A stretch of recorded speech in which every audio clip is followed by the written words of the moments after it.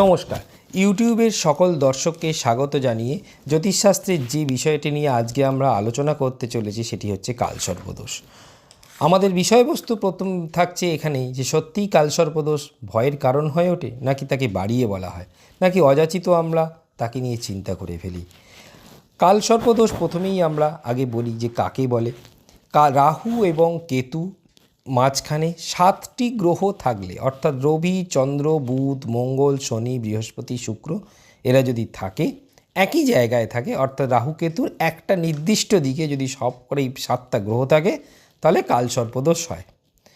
এবার আমাদের বক্তব্য হচ্ছে সত্যিই কি কালসর্পদোষ ভয়ের কারণ হয়ে ওঠে? কথায় এটা বলা হয় যে পূর্বজন্মে সাপ বা প্রাণী হত্যা করলে তবে ইহজন্মে এই দোষ হয়, বা পূর্বজন্মে কোনো অপূর্ণ কর্ম যদি থেকে থাকে বা কোনো অভিশাপ থেকে থাকে এই দোষ হয়। কিন্তু কালসর্পদোষ সর্বক্ষেত্রে কিন্তু ভয়ঙ্কর নয়, কারণ বিখ্যাত খেলোয়াড় সচিন তেন্ডুলকর থেকে জওহরলাল নেহেরু এরা প্রত্যেকেই কালসর্পদোষে জন্মকুণ্ডলিতে ছিল এবং রয়েছেন, এবং তারা প্রত্যেকেই কিন্তু যথেষ্ট পরিমাণে বিখ্যাত। সুতরাং কালসর্পদোষ মানেই কিন্তু অযাচিত ভয়ের কোনো কারণ দেখা যায় না। এবারে আমরা যে কথাটি সবথেকে গুরুত্বপূর্ণ আলোচনা করতে যাব, অনেকেই আমরা কালসর্পদোষ বলে থাকি, অথচ আমরা এই লক্ষণগুলো আমরা অনেক সময় দেখি না। আবার অনেক সময় এই লক্ষণগুলো দেখা সত্ত্বেও আমরা জানতেই পারি না যে কালসর্পদোষ আমাদের জন্মকুণ্ডলিতে আছে। তাহলে প্রথমে দেখা যাক কী সেই লক্ষণ যা দেখে আমরা প্রথমেই কিছুটা পরিমাণেই বুঝতে পারি যে আমরা কালসর্পদোষে আক্রান্ত বা কালসর্পদোষ আমাদের রয়েছে জন্মকুণ্ডলিতে। স্বপ্নে প্রায় মৃত মানুষকে দেখা, বা যদি কেউ দেখে যে সাপ তাকে জড়িয়ে শ্বাসরোধ করে ফেলছে, এরম স্বপ্নে দেখা, এবং এই স্বপ্নগুলো যদি ফ্রিকোয়েন্টলি দেখা হয়, যে স্বপ্নে প্রায় মৃত মানুষকে দেখছে এবং কেউ প্রায় দেখে যে সাপ জড়িয়ে শ্বাসরোধ করে ফেলছে, তবে কিন্তু কালসর্পদোষের সম্ভাবনা দেখা যায়। আবার অনেক সময় হয় কি এই সমস্ত লক্ষণগুলো থাকে, এবং এছাড়াও যেটা বলার কথা, এই কালসর্পদোষের যদি ব্যক্তি আক্রান্ত থাকে তাহলে তাকে কিন্তু বহু জীবন সংগ্রাম করতে হয় এবং একা লড়ে যেতে হয়। এছাড়াও বারবার ব্যবসায় লোকসান হওয়া, এবং সর্বোপরি ঘুমের মধ্যে বেশিরভাগ সময় সাপকে দেখা। দাম্পত্য বিবাদ হতে পারে, দাম্পত্য বিবাদ সবসময় হয়, অনেক সময় হয়, কিন্তু দাম্পত্য বিবাদের সঙ্গে যদি এটাও দেখা যায় রাত্রির বেলা বারবার জেগে উঠছেন জাতক বা জাতিকা, তাহলেও কিন্তু কালসর্পদোষের এটা একটা বড় সিমটমস। যদি স্বপ্নে কেউ দেখে যে ঝগড়া করছে, স্বপ্নে দেখছে যে ঝগড়া দেখা যাচ্ছে, তাহলেও কিন্তু কালসর্পদোষের সমস্যা হতে পারে। এছাড়াও কালসর্পদোষে বেশিরভাগ সময় কিন্তু যেটা হয় সেটা হচ্ছে মাথা ব্যথা হয় এবং স্কিন ডিজিজ হয়ে থাকে।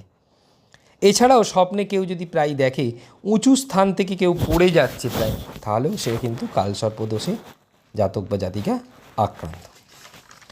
এবারে দেখা যাক যে কালসর্পদোষ কত প্রকারের এবং তার মধ্যে কোন কোন কালসর্পদোষ সত্যি ভয়াবহ।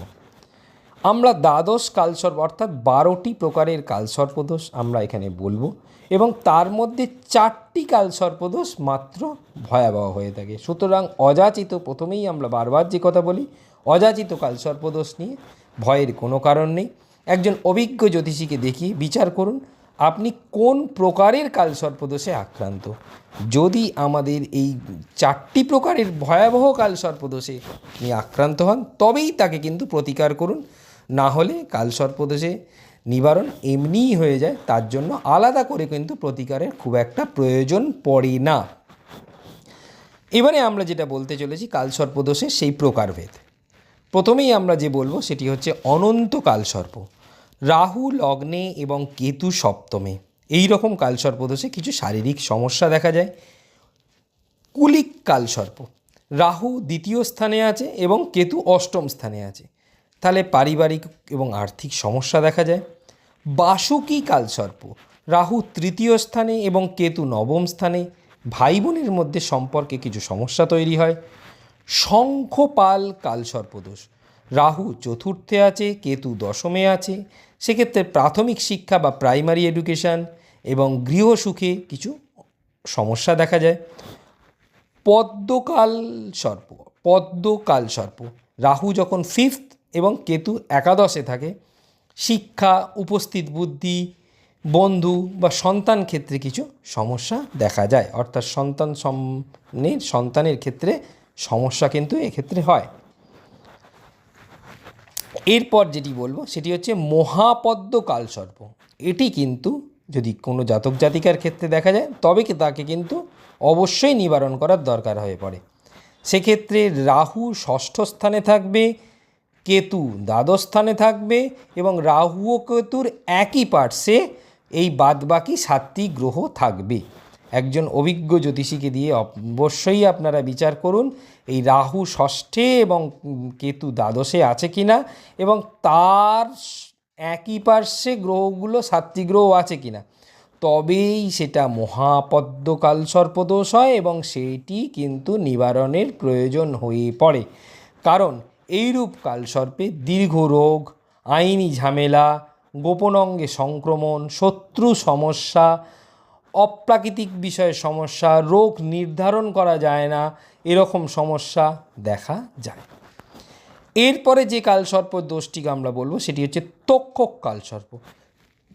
রাহু সপ্তমে এবং কেতু যদি লগ্নে থাকে এবং তার একই পার্শ্বে সমস্ত গ্রহগুলো থাকে, তাহলে কিন্তু তক্ষক কালসর্প হয়। জীবনে সমস্যা, জীবনসঙ্গী, ব্যবসা, দাম্পত্যে ডিভোর্স, জীবনসঙ্গীর নির্বাচনে সমস্যা, ব্যবসায় লোকসান ইত্যাদি কিন্তু হতে থাকে। এটি কিন্তু নিবারণের দরকার পড়ে। এরপরে আরেকটি কালসর্পদোষ কারকতক কালসর্প। রাহু যদি অষ্টম স্থানে থাকে, কেতু দ্বিতীয় স্থানে থাকে, তাহলে জটিল রোগের ভয় হয়, হঠাৎ দুর্ঘটনা হয়, কর্মে বাধা, পৈতৃক সম্পত্তিতে বঞ্চিত ইত্যাদি কিন্তু দেখা যায়। এরপরে যে কালসর্পটি বলবো সেটি কিন্তু শঙ্খচূড় কালসর্প। রাহু নবমে, কেতু তৃতীয়ে, পিতার সঙ্গে সমস্যা হতে পারে। ঘটক কালসর্প, রাহু দশমে, কেতু চতুর্থে, কর্মসংক্রান্ত সমস্যা। বিষধর কালসর্প, রাহু একাদশে এবং কেতু পঞ্চমে, কানের সমস্যা। এবং অবশেষে যে আরেকটি ভয়ঙ্কর কালসর্পদোষ সেটি হচ্ছে শেষনাগ কালসর্পদোষ। সেক্ষেত্রে রাহু থাকবে দ্বাদশে এবং কেতু থাকবে ষষ্ঠে এবং তার একই পার্শ্বে সমস্ত গ্রহগুলো থাকবে।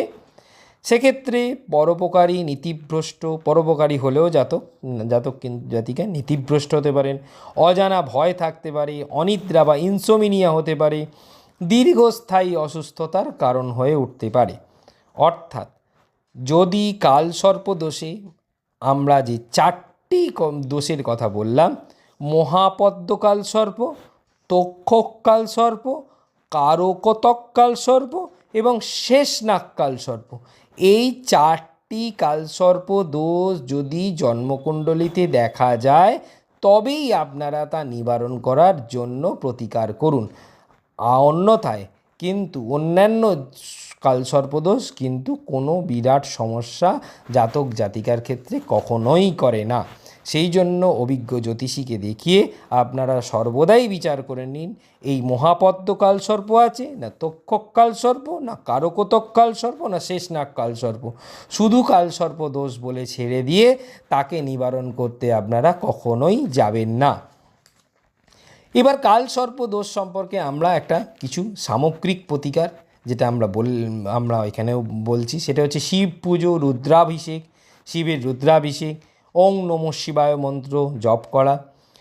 কালসর্পদোষ যদি থাকেও তবে আপনারা প্রদোষকালে বিশেষ করে এই শিব পূজা করুন। প্রদোষকাল কখন হয়? প্রদোষকাল হচ্ছে ঠিক সূর্য অস্ত যাবার তার আধ ঘন্টা আগে এবং আধ ঘন্টা পরে প্রদোষকাল হয়। গৃহে পূজা পাঠ, মহামৃত্যুঞ্জয় মন্ত্র, হনুমান চালিসা পাঠ, ঘরে ময়ূরের পালক রাখা, এগুলো কিন্তু একটা সহজ প্রতিকার। বিশেষ করে এই যে 4টি কালসর্পদোষ আমরা বললাম, মহাপদ্ম কালসর্প, তক্ষক কালসর্প, কারকতক কালসর্প এবং শেষনাগ কালসর্প, এই দোষ নিবারণের পর অবশ্যই কিন্তু দাম্পত্যে উন্নতি, সামাজিক প্রতিপত্তি, শান্তি বজায় থাকে ঘরে, ব্যবসায় প্রসার বাড়ে, পদমর্যাদা বৃদ্ধি, আর্থিক সমস্যা থেকেও মুক্তি পাওয়া সম্ভব হয়। তাই আমরা কালসর্পদোষ সম্পর্কে আমরা এই কথাটি আপনাদের কাছে যে 4টি কালসর্পদোষ সেটা বললাম। এছাড়াও এই 4টি কালসর্পদোষ হলে অবশ্যই আপনারা অভিজ্ঞ জ্যোতিষীর কাছ থেকে বারংবার বলছি পরামর্শ নিন। কোন প্রকারের কালসর্পদোষ সেটা আপনারা আগে জানুন, তারপর আপনারা ত্রম্বকেশ্বর মন্দির বা যে কোনো পবিত্র স্থানে কালসর্পদোষের নিবারণের শান্তি পুজো করুন। এবং এর সঙ্গে যে জিনিসটি করতে একদম ভুলবেন না, শিবলিঙ্গে রূপো বা তামার সাপ অর্পণ করুন এবং যে কোনো নাগপঞ্চমী তিথি যখন আসবে অবশ্যই নাগের পুজো করুন। আজকে আমরা কালসর্পদোষ সম্পর্কে আপনাদের বিস্তারিত জানালাম এবং এর ছাড়াও আমরা যেটা বলে থাকি জ্যোতিষ সংক্রান্ত যে কোনো পরামর্শ যদি আপনারা সম্পূর্ণ বিনামূল্যে পেতে চান তাহলে আমাদের যে 7003292110 নম্বর আছে তাতে আপনারা হোয়াটসঅ্যাপ করতে পারেন। যে কোনো পরামর্শ আমরা জ্যোতিষ সংক্রান্ত যে কোনো পরামর্শ আমরা সম্পূর্ণ বিনামূল্যে দিয়ে থাকি। তাহলে আজকে এ পর্যন্তই, ধন্যবাদ।